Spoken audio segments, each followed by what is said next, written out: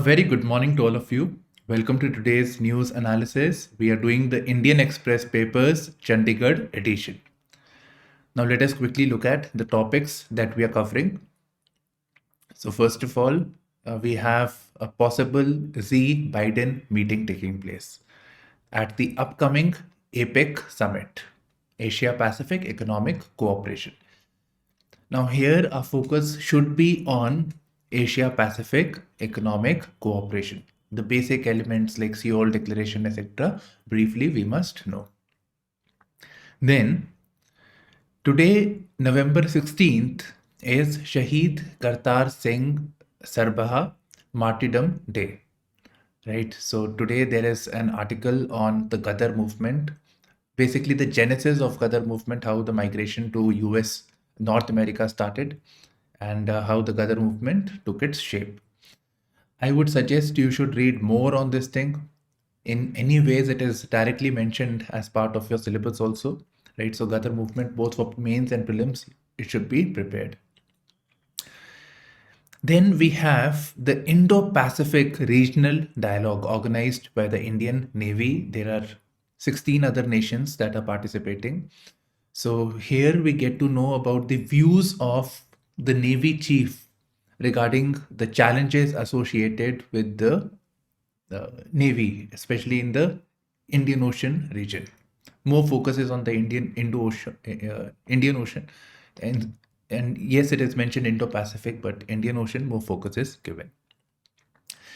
Next, we come to the editorial opinion section. So from 9 to 10 is both editorial opinion. So there is one article on rising trade deficit. So there is an editorial, and in the economy section, again, same topic is covered. Now here I would suggest, just giving you an idea, recently a question was asked, static question on economy was asked regarding the components of a budget. Now, I would say that similar topic regarding budget is balance of payment, right? So balance of payment, what are the key constituents? Balance of trade, trade deficit, current account deficit. So that type of a question may also be asked. If the UPSC can ask you a question on the components of the budget, so maybe something like this also we should be prepared. There are only two possibilities. Then, hidden in the news economy section, there is a small but very important point which says that Indo-Pacific Economic Framework members, of which India is also a member, they ink the Supply Chain Resilience Pact. So what are the implications, etc., plus IPEF, the basic elements, what are the key pillars? So those things can be taken up for your prelims. Now moving on to the news analysis. The paper starts with the international section first. Okay, so same Gaza related news. Israeli troops enter Gaza city, they search hospitals room by room, they identify some unscrupulous activities also taking place.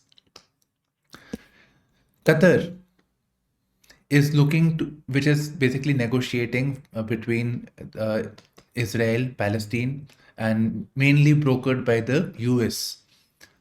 So they are looking at release of hostages, both by the Hamas as well as the Israeli side. So that they are working on. Moving on,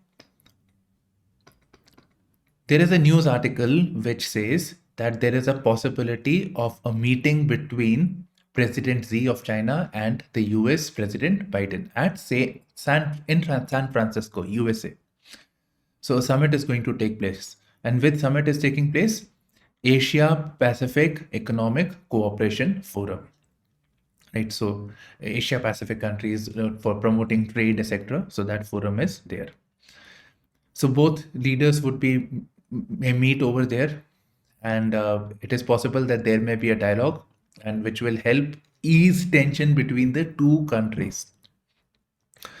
Okay, now what are the sore points between China and US? Some of the points mentioned in the newspaper. So it talks about some of the recent controversies. So one is the shooting of a Chinese spy balloon by the US. So there was a spy balloon of China on US soil. So that was shot down by the US Air Force. Then the differences on the issue of Taiwan, right? So China, opposite Ulta Sea, and Taiwan is an island over here. So China claims Taiwan is basically China and it should be integrated with the mainland China. So both US and China differ on this. Of course, they differ on this. Then there was a news suggesting that President Biden's emails, official emails, were being hacked by the Chinese. Then, of course, we can talk about the issue regarding the Indo-Pacific region, the South China Sea, Asia to pivot to Asia of the US. So those are also things that offend the Chinese. Now, both leaders are very important. They are the global superpowers, and in that regard, they need to work together on dealing with the global issues. So, if the differences between the two leaders are addressed, that will be great. That will be awesome. Okay, so that was about the tensions and all. Now, moving on from exam perspective, APEC, Asia Pacific Economic Cooperation. So the summit will take place in San Francisco, that you know. Now moving on, what is APEC? As the name goes, it is economic cooperation between the countries of the Asia Pacific. You can look over here. So the ones marked in green is this Asia Pacific region, and it includes US and China as well. You see, there is another summit known as RCEP. In this, US is not part of it. Same countries, but US is not part of it. Likewise, there is a Trans-Pacific Partnership in which is brokered by China, US, and China is not part of it. So this point is very important. Okay, so this summit is there. This platform is there, and the headquarter is in Singapore. Again, something which can be asked. Again, another important thing is India is not a member, right? India is not a member. India made an attempt in 2016. US said, yes, we will make a case for India, but that never happened. So India is not a member of either RCEP, either TPP, and as well as APEC. So India is not a member of this. Now moving on, coming to the history of Asia Pacific Economic Cooperation. So this summit, this platform started in 1989, Canberra, Australia. There were 12 founding members at that time. Right. So 12 founding members were there. Then a meeting took place in Singapore. And then in 1991, very important, which is in Seoul, South Korea. So this is known as the Seoul Declaration. 1991, the Seoul APEC Declaration. So when you talk about APEC, the Seoul Declaration is always referred to. And this defined the structure and the governance framework of the APEC, right? So you see all that detail that you can see. Everything was mentioned in the Seoul Declaration. You don't have to go deep into it, right? The basic information is sufficient. Okay, so moving on. Yeah, India won the semi-final. Okay. Next news. Please focus over here. Bihar hikes quota, right? A reservation. So recently we heard that the Bihar Chief Minister announced that the reservation in educational institutions and government jobs will be exceeded. So presently it was 50%. So this will increase to 65%. So expansion of quota has been announced. So this explainer over here basically gives us an insight on the reservation issue. Don't go by this, that the survey numbers show flip side. It was getting confusing, but just focus on the facts that are mentioned over here. Just ignore that line over here, you'll be fine. So the reservation will be expanded.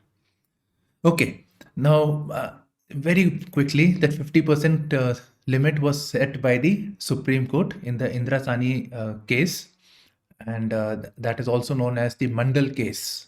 Okay, so that we're done with it. Okay, now talking about some of the facts with regards to the reservations. This was previously also mentioned in the news. So again, we are revisiting this. So maybe if a question is asked with regards to the efficacy of the reservation, the outcomes of reservation, etc., with in empowering the people from the lower caste. So maybe that can be seen how reservation has made it more inclusive. So that sense. Okay, so it says general category, although there is no reservation, but since if you look at the reservations in totality, there is reservation for SC, there is reservation for ST, there is reservation for OBCs, and the sum total for this is 50%. And then there is, of course, the general community. So it is saying that general population constitutes 15% of the state population. So general is only 15.5%, but their representation in government jobs is 31.29%. Despite the fact that there is reservation for the backward caste, for SC, ST, OBC, etc., that is 50%. So their representation is more, basically disproportionately more than the population that they have. That's the basic thing. Okay. Next, we have within the caste also, there is a group known as extremely backward classes. So they constitutes they are only getting 0.98% representation, despite the fact that their population is 36.01%. And these are the ones who are more likely to be facing discrimination. So more support for reservation is required for making it more inclusive in governance, in educational institutions, etc.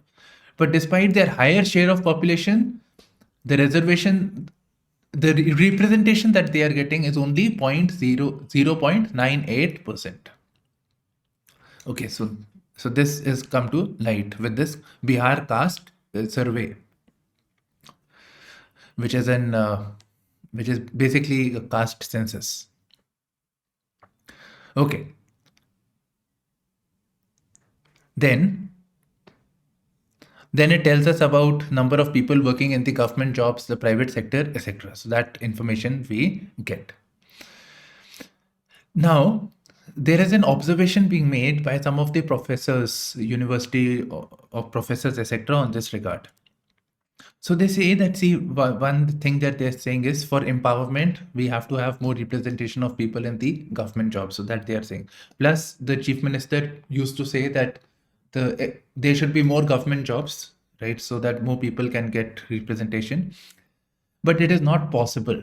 And if you have to truly empower people, right, government jobs are only limited. You cannot expand to so much also.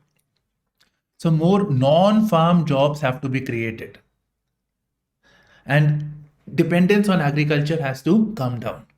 So if you have to do the good for the society, so that has to be done. So, but that is not happening, right? So that is one thing.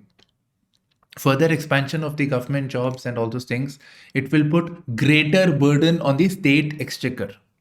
So it's greater burden would be there.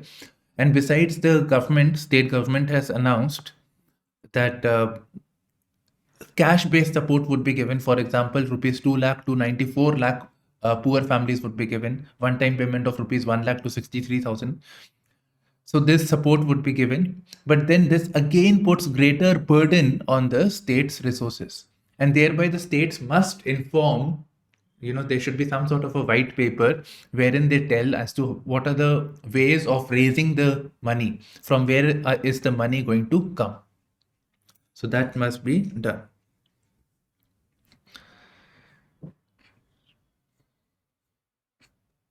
Okay. Some news regarding the stubble burning, basically. So stubble burning is on the rise. More cases are coming to light. And one of the reasons could be that wheat cultivation has to take place. The ideal period for wheat sowing is already over. So quickly we have to get rid of the paddy stubble, and wheat has to be grown. So one of the reasons that have been mentioned. Now, as always, I would say that this topic today is, of course, GS3, economy, agriculture, but it is also about a case study as to farmers resisting. And if you are an administrator in that place, how will you deal with such a situation? Okay, now a scam has come to light, and this concerns the MSP, minimum support price. So let's quickly look at it. So what happened was, on the day of Diwali, normally people do not come, but on the day of Diwali, there was a record arrival of paddy to the tune of 4.7 lakh ton paddy had come. So the senior officials felt that something wrong is there. And so what is the possible thing that how can so much paddy come? So it is being alleged that paddy from neighboring states like UP, Uttar Pradesh, Bihar is coming into Punjab.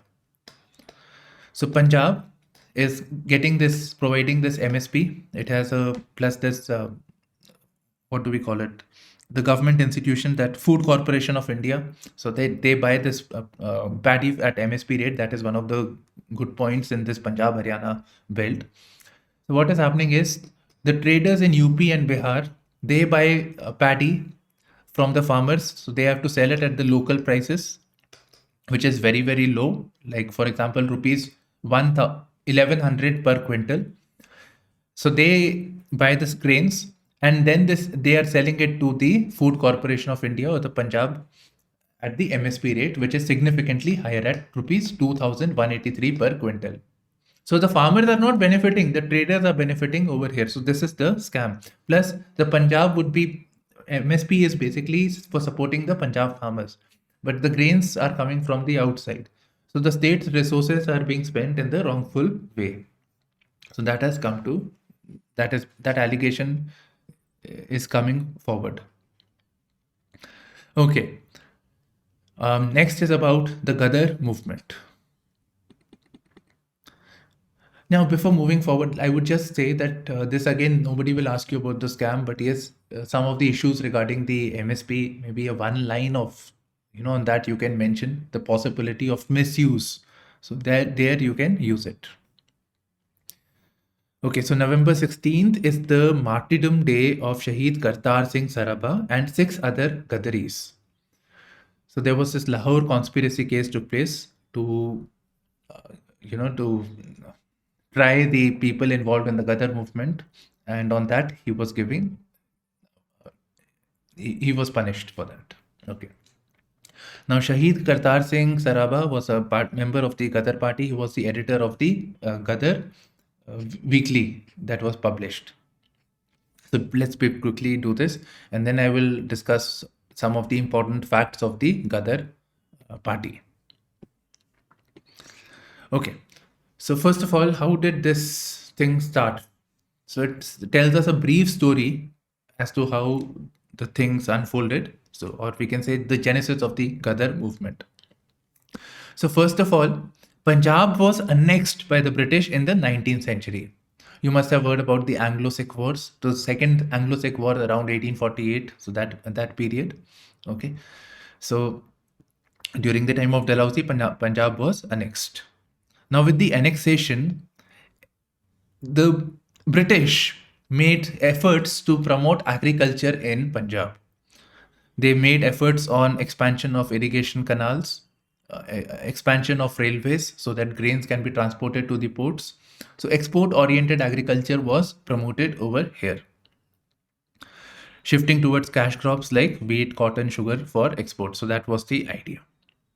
In fact, the wheat exports from Punjab increased to such an extent that they even crossed those of Russia and USA, right? So expansion of wheat, agriculture was taking place. Now, some of them prospered, some of them were suffering because of British policy over here. So people started to migrate from India to North America. One of the reasons could be, the hearing of America as the land of opportunities.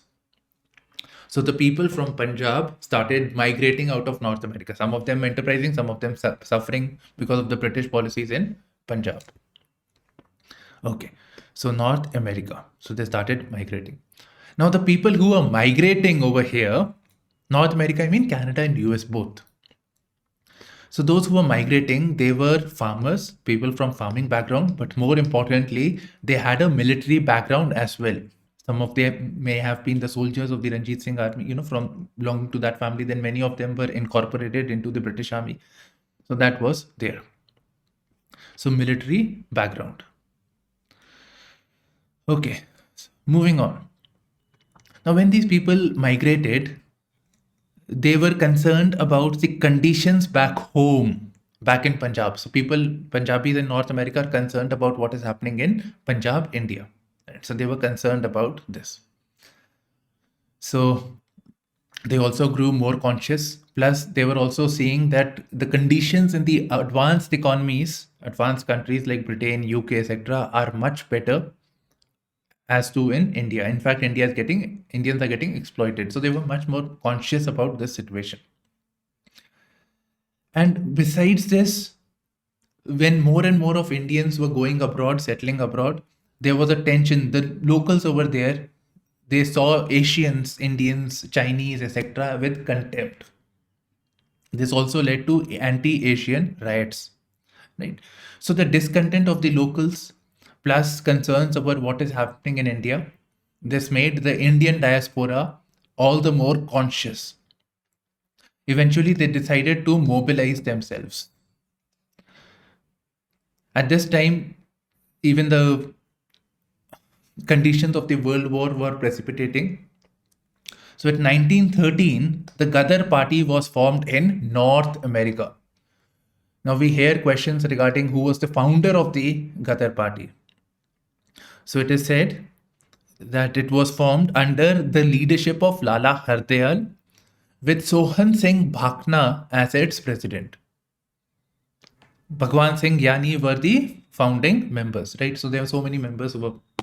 So these names you must keep in mind. At least 3-4 names you must know, going by the type of questions that are being framed these days. No, it's not like who was the founder, single person. Sometimes there would be more options would also be there. Names would be there, which are actually correct.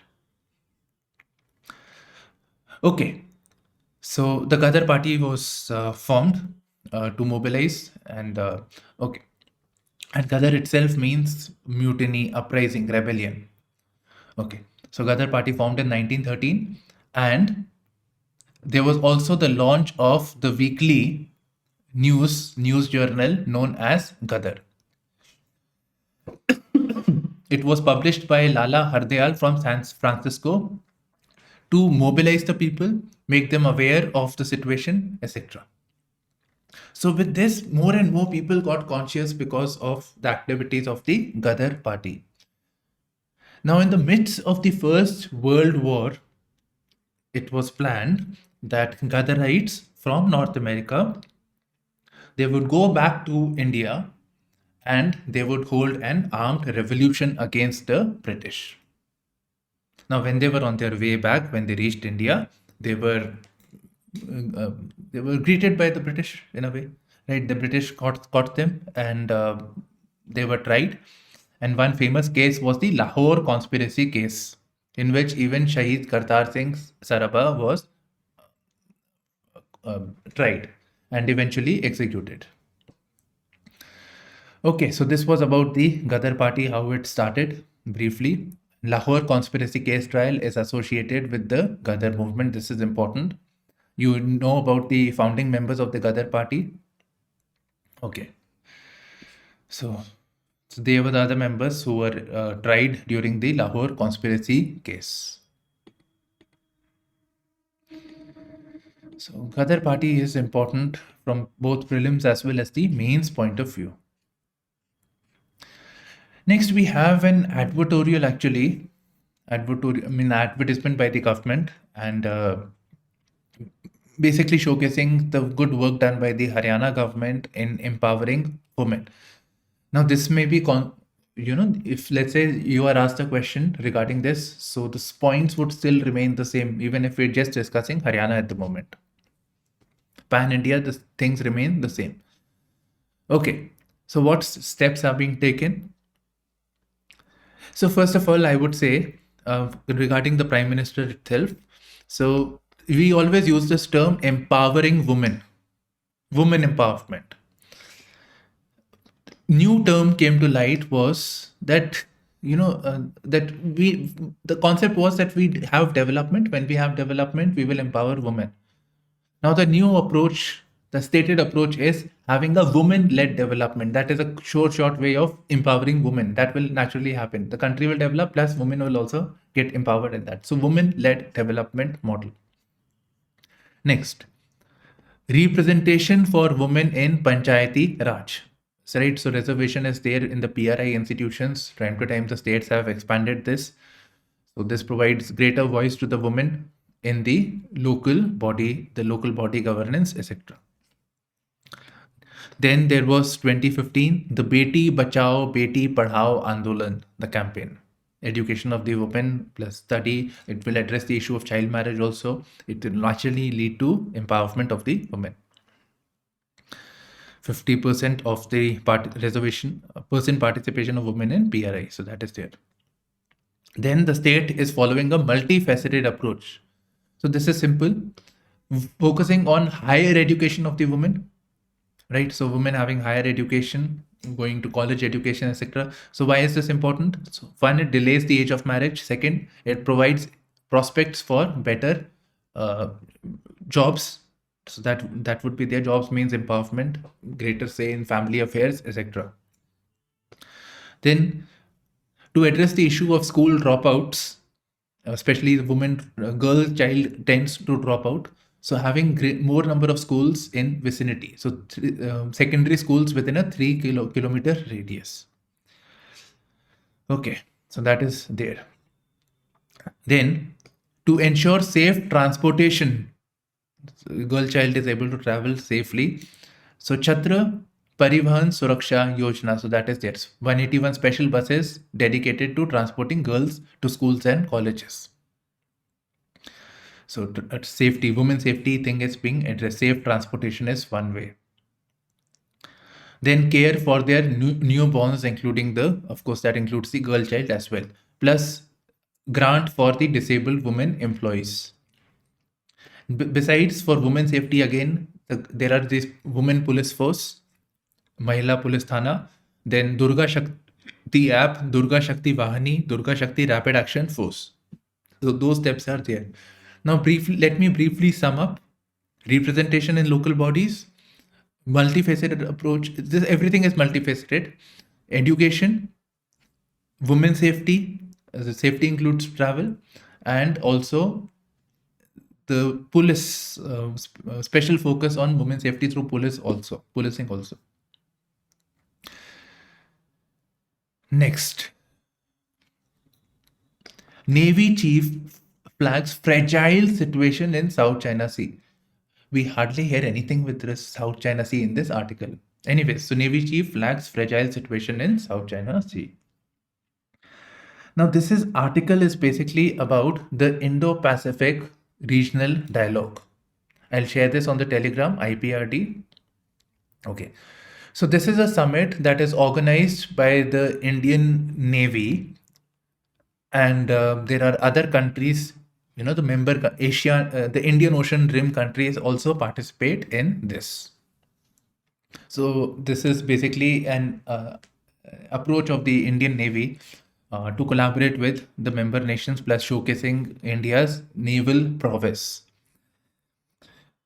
So that is there. And let me extend this. Jawaharlal Nehru, our first prime minister, had envisioned that India's navy would be a blue water navy. That is, it will not be just focusing on protecting the Indian shores, but also the entire Indian Ocean region. So India to play a key role in the net security architecture of the Indian Ocean region, and maybe beyond. For example, the South China Sea, we are looking at the role of Indian Navy today. Okay. Now, the present theme, all events, summits have themes, and these are typically asked by the UPSC. So, the theme of this year was geopolitical impacts upon Indo-Pacific maritime trade and connectivity. Right, so that is there. Now, IPRD summit had six sessions. So, maritime connectivity, China's impact on across the Indo-Pacific. Right, so these are the things. Not no point reading it. You can see for yourself. I'll share the PIB as well. Main thing was theme. Now, some of the pointers, let me just mention what all things are covered, what all concerns have been expressed. And this is not really about South China Sea, more focuses on Indian Ocean region. So he's raised concerns about, so one is, he mentions about, talks about the Gulf of Aden. So where is Gulf of Aden? Yes. So this is the Gulf of Aden. He expresses concern that there is piracy over here, and with regards to this, there are several coast guards of different countries that are participating over here to check the issue of piracy. And by the way, if you go north over here, northwest, you will come across the Suez Canal, which connects Europe to the Indian Ocean region. Second, again, Suez Canal, blockage of the Suez Canal. So one can possibly talk about need of for widening it. Then concerns over the disruption of the Black Sea because of the Ukraine war. Then the prevalence of the Chinese warship in the Indian Ocean region, specifically with regards to the Pakistan coast, right? So Gwadar port, basically. So that is there. Then the finance minister talked about the proposed India-Middle East economic corridor. So that is there. Of course, it is connecting India with the Middle East and eventually the Europe. But then the challenges remain. The challenges are basically the, again, piracy related issue, the issue of the Suez Canal, then the tensions in the Israeli region. So all those things. Okay. From 2 days, we are covering this news. That is on 15th November, Prime Minister was to launch a 24 crore scheme for particularly vulnerable tribal groups. So the name of the scheme is PM Jan Jati Adivasi Nyay Maha Abhiyan. Nyay means justice. So the Nyay here is, or the key element of the scheme is to create an all-round infrastructure which is addressing the basic amenities for the tribal people. So connectivity, right? So connectivity, telecommunications, so all those things to be addressed, having pakka houses. So that would be covered in these schemes. Education, so all those things. Okay. Uttarkashi tunnel issue. We discussed this previously also, that this can be asked in the case study form. Now, with this tunnel thing that was there that collapsed. So one of the ways of evacuating proposed was that steel pipe of I don't know, about a 1 meter wide actually, so 1 meter in diameter, was to be drilled through the debris. But there is some issues that are coming. So bigger machine will come from Delhi. So aircraft like C-130 will be providing this machine from Delhi.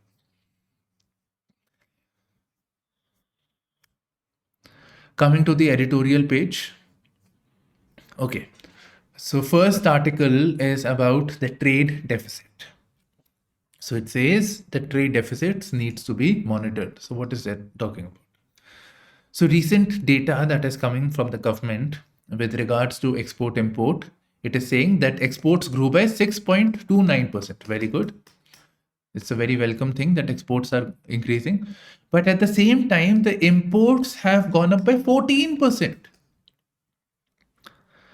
And if you look at absolute figures, numbers, so India's exported goods worth $33.57 billion, while imported $65 billion, right? So there is a huge gap over there. This means the widening of the current account deficit, not good for the country. And if the more imports are more, that means we are relying on more dollar, right? So dollar will have strengthened as compared to the rupee. So overall, the cost of imports will increase, including for the important items. Now, what explains this gap? So for the month of October, it is saying that the main reason is the gold imports. So gold imports have gone up. Now I presume you will see marriages around this time period, post this also. So maybe that is one of the reasons. Okay, so doubling of the gold imports, especially in this month, the previous month.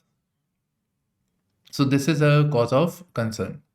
Now, if we look at the facts concerning the current account deficit, so for fiscal year, this was at negative a deficit of more than 2.5%. So this is fairly high. Right? So this is 2.5%. Okay.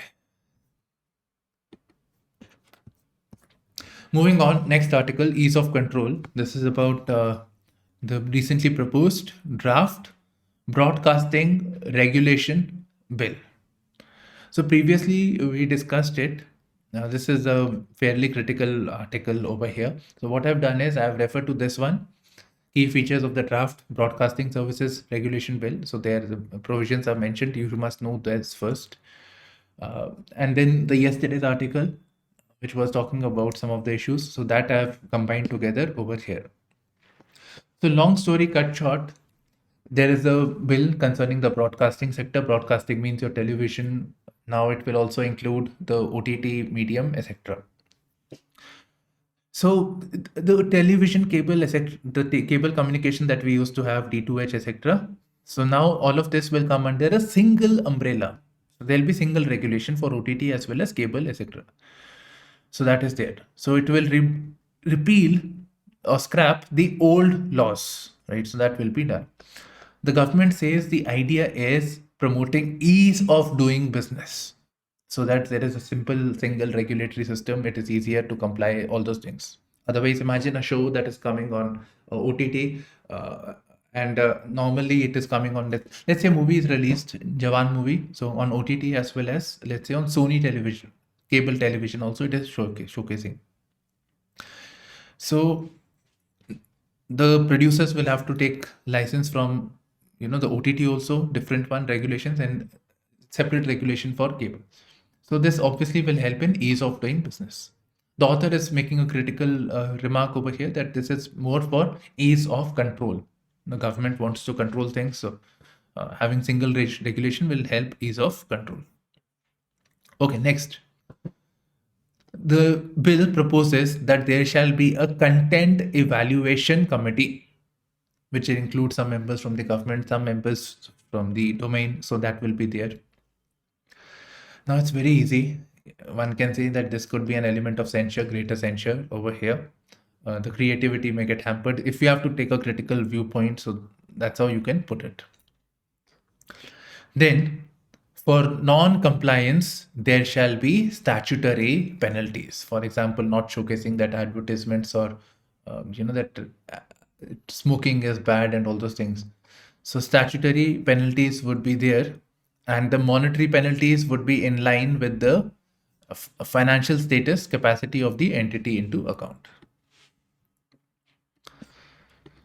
Okay, so that is there provided for.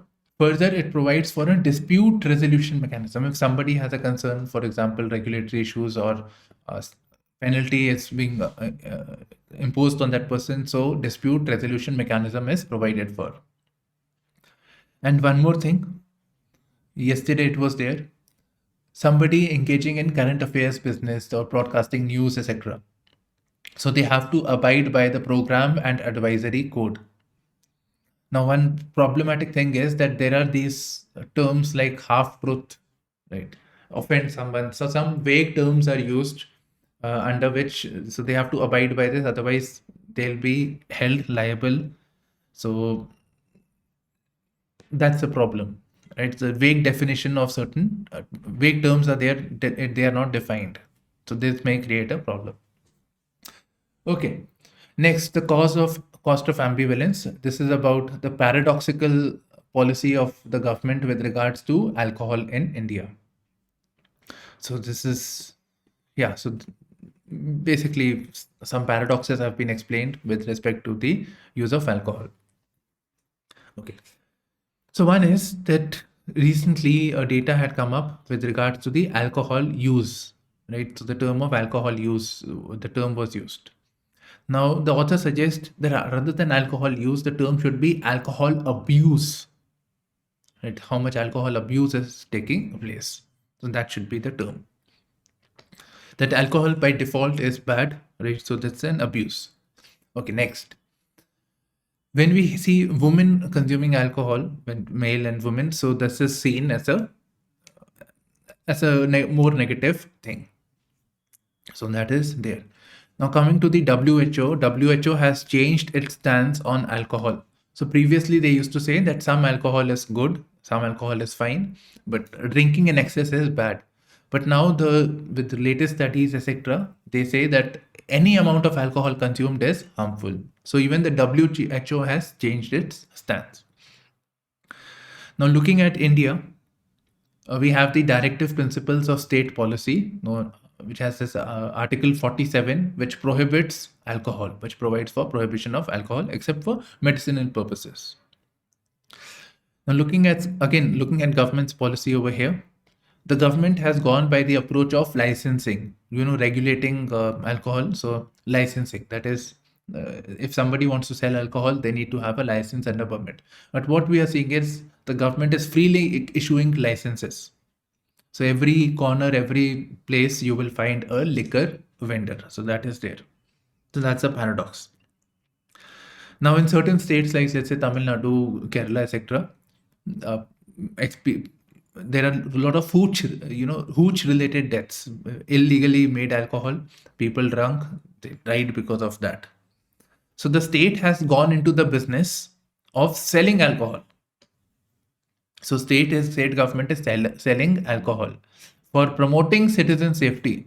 So again, that's paradoxical. Okay. Then alcohol is a great subject of revenue. Right? So for the states, all the revenue, excise duty from the alcohol sale that comes, production that comes, it goes to the state government. So it is a major source of revenue for the state. So one hand, they have to end the use of alcohol. On the other hand, they like to promote alcohol. In fact, I can tell you the Chief Minister of Bihar, present one, who's advocating prohibition, at one point to promote the state revenues, he came up with a scheme of selling sachets of alcohol so that people can consume alcohol so that more revenue comes to the state. Okay. Then there are these official dry days, like for example, 2nd October, etc., where alcohol should not be consumed. But these are notified so that people, what author is saying is that people can buy alcohol beforehand so that they don't suffer. They're not inconvenienced. Then advertising and promotion of alcohol is not allowed, but government turns a blind eye when it comes to surrogate advertising. You can see during the World Cup match, some of the beer brands, etc., alcohol brands are being promoted as music CDs, glasses, distilled water, right? So that soda water, whatever that is called, sparkling water. So alcohol policy reflects the hypocrisy of the society out in the open. Economy related things. So 83.8, I think it was 82 something. Okay, 83.8 and USD is 83.12. Trade deficit hits record high in October, driven by gold imports. It has doubled this month. Okay, last month. Okay. The fiscal deficit seen at 5.9%. So this is also on the higher side. Next. These two seem important. The chief economic advisor of the country is saying that he's raising concern with regard to the World Bank's Global Governance Index. So World Bank's Global Governance Index should be more transparent. That is what the chief economic advisor is saying. So first of all, what is this World Bank Global Governance Index? So World Bank has come up with this Global Governance Index where it ranks the countries, and India is below median. So there is this BBB median, that is halfway point. India is way below this. Okay. Now the World Bank Governance Index ranks countries. It does not have a study of its own, but it ranks countries based on the reports of other bodies, other institutions, other indexes. But the criteria is not clearly known. So you're ranking the country, but the criteria is not clearly known. Now imagine when the ranking comes and it says India ranks badly, so it puts the leadership in a bad light. So more transparency is required. That's what the advisor is saying. Next, India, US, and other members of the Indo-Pacific Economic Framework Inc. Supply Chain Resilience Pact. So first of all, IPEF, where is it? Okay.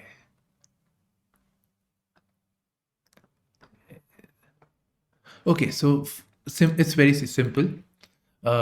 Indo-Pacific Economic Framework was an arrangement that was proposed by the US.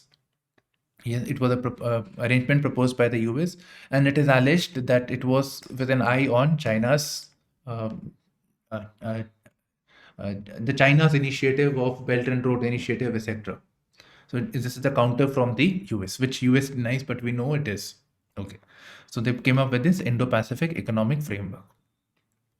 And one of the things with the Indo-Pacific Economic Framework was that, the infrastructure projects that are coming, these should be keeping in mind that it does not raises the debt of the countries. So that, but then again, this is an eye on China because China provides debt. The infrastructure projects are created, the countries are not able to pay back, and then China acquires it. So that was happening. So a framework was created by the US on that regard, and then it was hoped that member countries plus US collaborate on this issue. Okay, so that is one thing. Now, recently, it is coming to light that China is having dominance on semiconductor sector, the rare earths, minerals, etc. So this is a cause of concern. So US and besides other IPF members have decided that they will reduce their dependence on China on these critical minerals. Right. So that will help improve the resilience of the supply chain. For example, semiconductors are required for the raw materials for semiconductors are required for electronic sector. It is required in automobiles also. Automobile sales had dropped last year because semiconductors were not there, because they are required in some of the value chain of the automobile sector. Okay. Now IPEF is structured around 4 pillars relating to trade, supply chains, clean economy, and fair economy.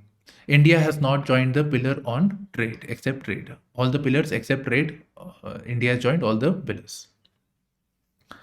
Okay. So that is there. And of course, China is not part of the IPEF.